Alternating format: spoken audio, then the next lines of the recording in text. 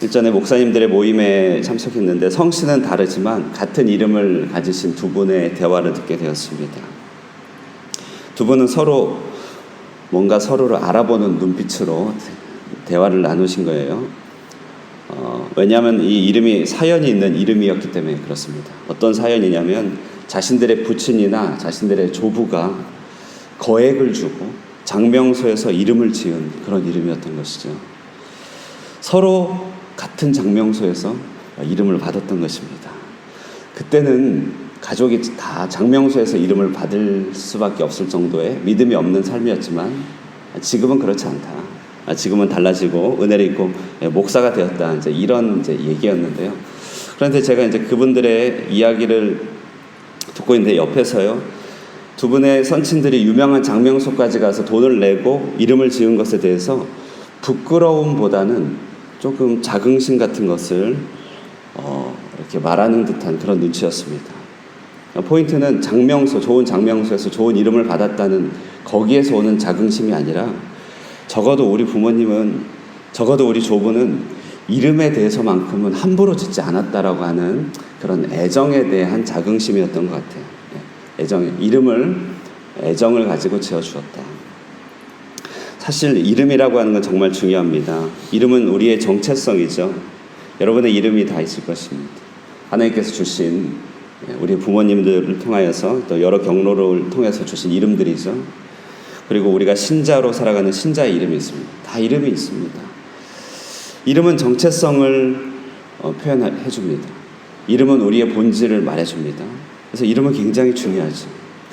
오늘날에는 이렇게 이름을 짓는 이런 일을 브랜딩이라고 하여서 전문 분야로 발전되고 있습니다. 브랜딩, 다른 말로 하면 현대판 의미의 장명 비즈니스라고 할 수 있겠죠. 자신을 어떤 이름으로 이름하느냐, 그 이름을 어떻게 표현하느냐는 너무나 중요한 것이죠. 그 이름 안에는 우리 믿음의 알갱이가 담겨 있고 우리의 삶의 증거가 좀 담겨 있습니다. 내가 내 이름에 합당한 삶을 살아간다는 것은 그만큼 내가 알맹이 있는 삶을 살아가는 것이죠. 그래서 믿음의 릴레이, 이 히브리서 논의는 이제 아브라함이라고 하는 한 이름에 도착하게 됩니다. 아브라함의 이름을 받기에 합당한 자가 누구냐, 이런 얘기죠. 그리고 그 이름값을 하기 위하여 어떤 일을 해야 되느냐, 이것을 히브리서 저자가 그 독자들에게 얘기하고 있습니다. 오늘날 우리 모든 신자들도 그 당시 사람뿐만 아니라 우리에게도 이 아브라함의 이름이 주어졌습니다. 우리 모두는 다 아브라함의 이름으로 묶여져 있는 사람들인 것입니다. 그러므로 아브라함의 이름을 받고 살아가는 우리는 그 이름을 받고 이어가기에 합당한 삶을 이해해야만 하는 것이죠. 본문은 그것을 말하고 있습니다.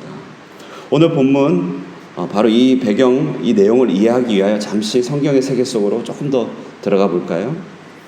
히브리서 독자들은요, 그들이 걱정하고 염려하고 신경 쓰이는 것들이 많았지만 특별히 신경 쓰이는 것은 그들이 아브라함의 자손이라고 하는 호칭을 빼앗기는 것, 참여하지 못하는 것에 있었습니다.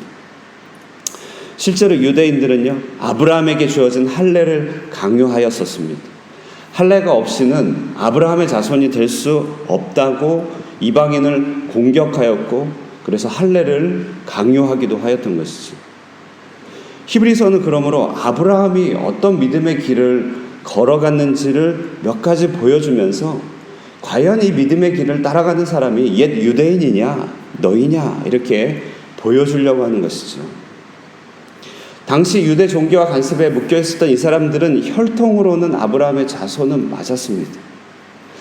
그러나 하나님의 주권, 그리스도의 주재권을 인정하고 새로운 예배 공동체를 창조하는 이들이야말로 아브라함의 길을 갖고 있는 그런 길목에 서 있지 않는가 스스로를 점검하면서 당신들이 아브라함입니다. 아브라함의 사람입니다. 이렇게 얘기하고 있는 것이죠.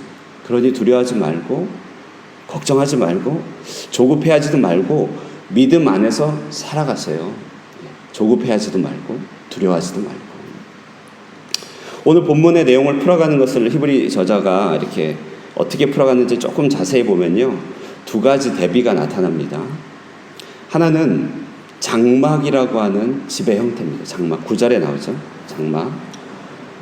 이 장막은 영어로 단순히 텐트라고 하는데요, 아주 임시적이고 정처 없어 보이는 그런 삶을 말하는 장막이라고 하는 한 집의 형태를 말해줍니다. 그런데 이 장막과 또 대비가 되는 그런 한 구조물이 나와요. 그게 바로 10절에 나옵니다. 뭐라고 얘기하냐면 장막과 대비하는 성읍이라고 하는 표현입니다. 찾아볼 수 있겠습니까? 장막과 성읍. 얼마나 대비가 됩니까? 장막은 말 그대로 텐트입니다. 임시적입니다. 바람이 불면 사라집니다. 그리고 장막은 여기저기 떠돌아다닙니다. 그러나 성읍이라고 하는 것, 영어로 city라고 번역하는데요. 성읍은 인프라가 있고 생활에 안정이 있는 곳이죠. 자, 이 두 대비는 우리 신자가 살아가고 있는 삶의 위치를 잘 보여줍니다. 신자의 삶, 히브리 독자들의 삶, 그리고 어쩌면 우리들의 삶을 보면 정처 없어 보이고 임시적입니다. 특히나 외국에 살고 있는 우리들은 더더욱 그렇습니다. 우리는 거류증을 받아서 사는 사람들이죠. 영주권도 없습니다. 1년에 한 번, 2년에 한 번 늘 거류증을 갱신해야지 한 해가 확보되는 그런 삶입니다. 정처 없고 안정이 없는 임시적인 삶입니다. 그래서 우리 모든 신자들이 항상 느끼는 것은 뭐냐면 결핍감이 느껴지는 것이 뭐가 항상 부족해 채워지지 않은 것 같다는 것이죠. 그러나 장막에 살고 있는 이 아브라함의 후손들의 삶, 아브라함의 삶을 바라볼 때 이 성읍과의 대비는 신자가 머지않아 장차 누리게 될 상급을 꿈꾸게 하는 것이, 우리에게는 지금 임시적이지만 하나님께서는 시티, 성읍을 예비하고 있다. 우리에게는 임시라고 하는 이 임시가 말 그대로 임시적인 것일 뿐입니다. 영원한 것이 아닌 것이죠. 왜냐하면 우리가 믿는 하나님은 임시적인 분이 아니기 때문에 그렇습니다. 자, 그러므로 신자의 삶의 위치는 비록 이 땅에서는 조금 임시적이고 가변적이고 정처 없습니다. 우리도 보십시오. 하늘꿈 교회만큼 이사를 많이 다닌 교회도 없다고 합니다. 우리 이번에 이사 치면 5번 정도 이사한 겁니다. 그러니 얼마나 임시적인 것입니까? 그러나 하나님께서는 우리를 임시적인 상태에 내버려 두지 않고 우리에게 주신 시티, 도성을 예비하시고 준비하시고 그 가운데서 우리를 이끌어 가신다는 것이, 우리 안에는 그렇기 때문에 도성이 이미 시작되고 있다. 히브리 저자가 말해주고 있는 것이죠. 매우 정처 없어 보이지만 견고한 나라가 우리 속에 있다. 이것이 아브라함의 후손들이 가는 길목이다. 이 한 대비 보여주고 있습니다. 또 다른 한 대비는 13절부터 나오는 대비입니다. 13절부터 오늘 16절까지 나타나는 한 대비인데, 먼저 15절에 보면 자기들이 나온 바 본향이라고 하는 이 땅에 속한 세계가 있습니다. 자신들이 살았던 나라, 처음 몸 담았던 세계를 말하는 것입니다. 자, 그런데 16절에는요, 더 나은 본향이 또 대비되고 있습니다. 두 본향이에요. 하나는 자신들이 몸 담았던 본향, 또 하나는 자신들이 가고 있는 본향.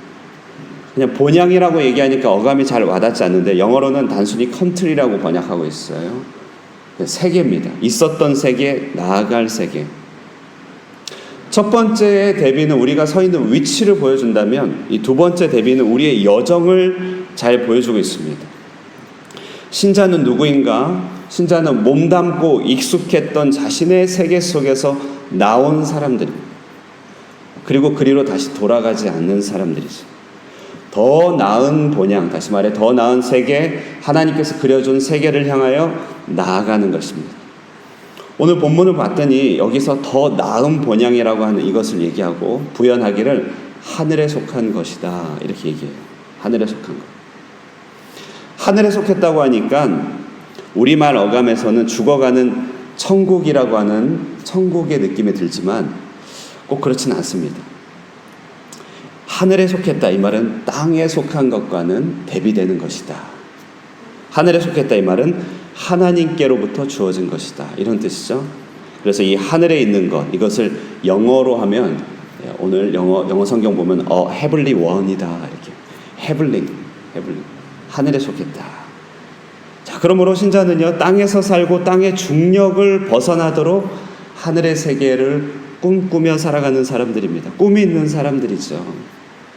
바로 헤블리 드림이더라고요. 여러분 아침에 묵상해보다 보니까 헤블리 드림, 하늘꿈 교회 이름이 헤블리 드림 처치입니다.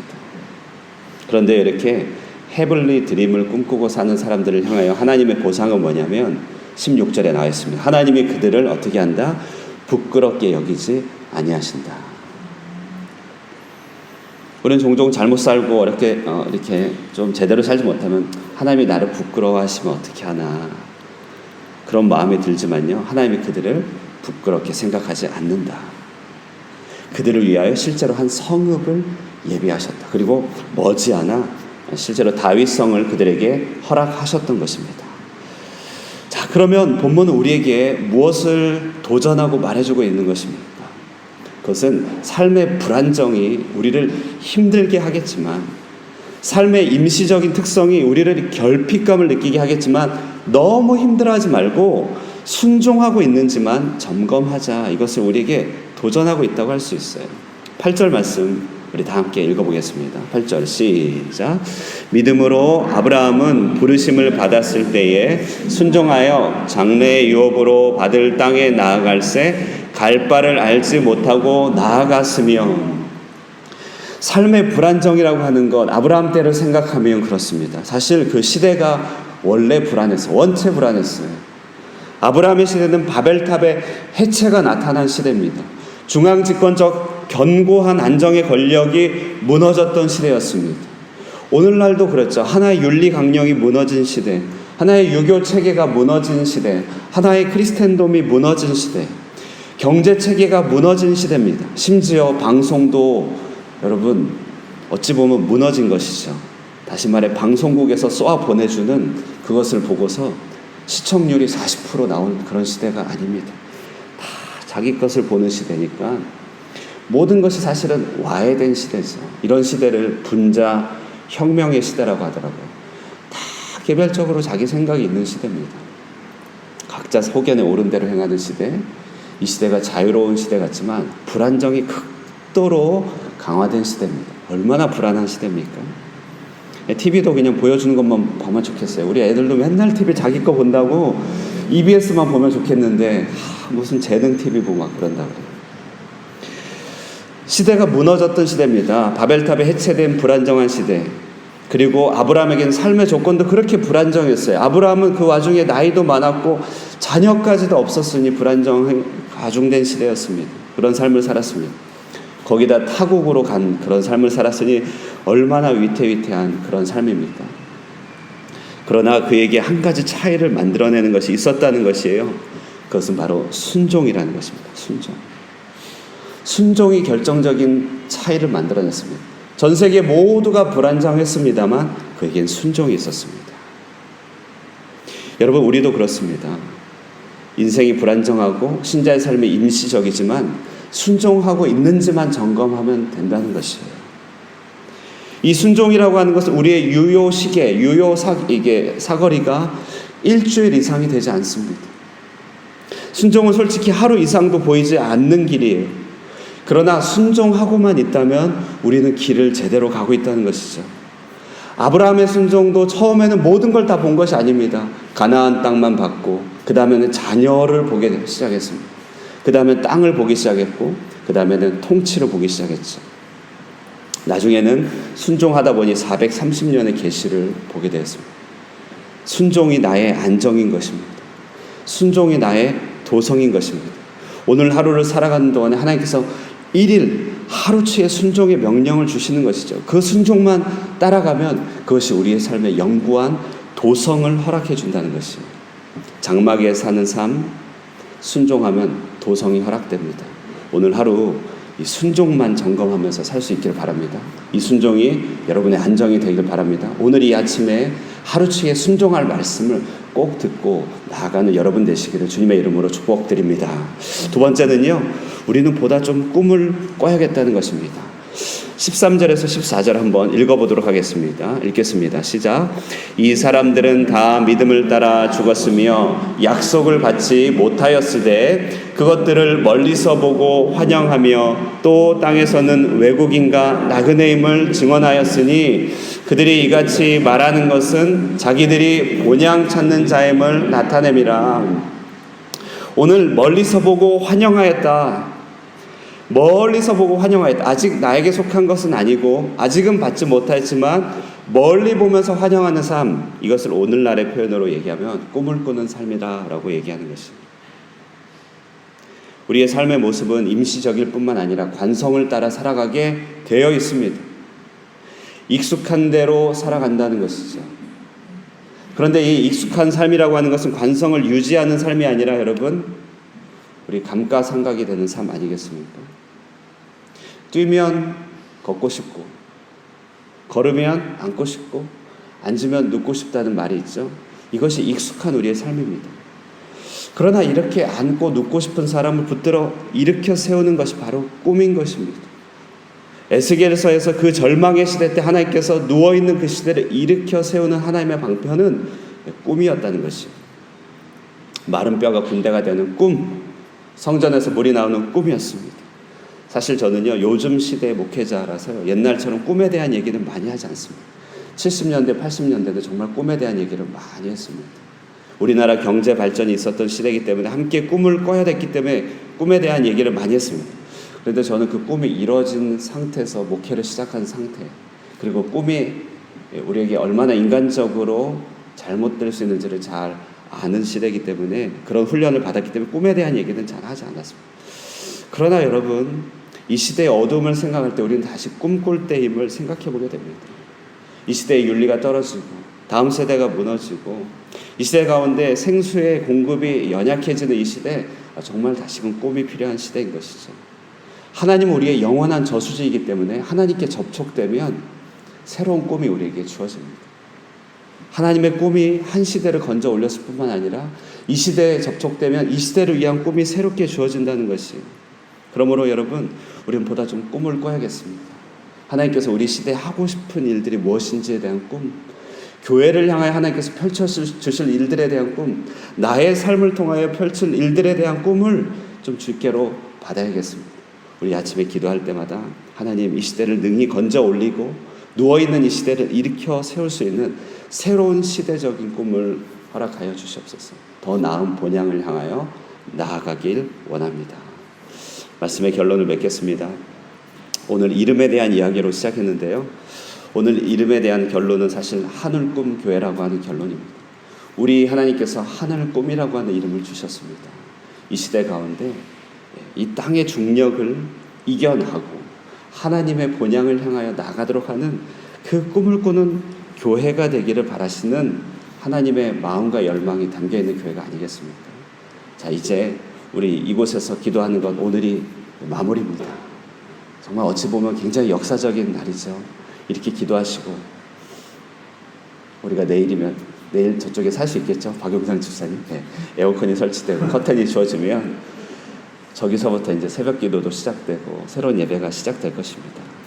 이렇게 변화가 있는 이때 더 나은 꿈, 더 나은 세계를 꿈꾸면서 우리에게 주어진 길들을 하나님께서 주신 그 위대한 발자취를 따라 살아가면서 진정으로 믿음에 합당한 삶을 살아가는 저와 여러분 되시기를 주님의 이름으로 축원드립니다. 함께 기도하겠습니다.